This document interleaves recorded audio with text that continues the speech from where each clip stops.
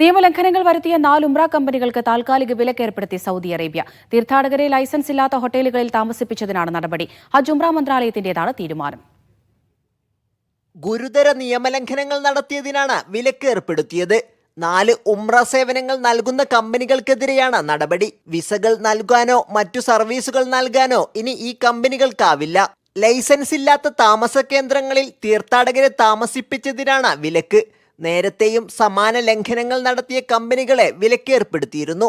തീർത്ഥാടകരുടെ സുരക്ഷയും സൗകര്യങ്ങളെയും ബാധിക്കുന്ന ഗുരുതര ലംഘനങ്ങളാണ് ഇതെന്ന് മന്ത്രാലയം വിശദീകരിച്ചു. വിസകൾ അനുവദിക്കാൻ നുസുക്ക്, മസാർ പോർട്ടൽ വഴി താമസം, ട്രാൻസ്പോർട്ടേഷൻ ഉൾപ്പെടെ തീർത്ഥാടകരുടെ മുഴുവൻ വിവരങ്ങളും കമ്പനികൾ നൽകണം. ഇതിൽ ലംഘനങ്ങൾ നടത്തിയാലാണ് നടപടി. തീർത്ഥാടകർക്ക് മികച്ച അനുഭവം നൽകുന്നതിന്റെ ഭാഗമായി നിരവധി പദ്ധതികളും സർക്കാർ മേൽനോട്ടത്തിൽ നടപ്പാക്കുന്നുണ്ട്. Sabith Saleem, media 1, Jeddah.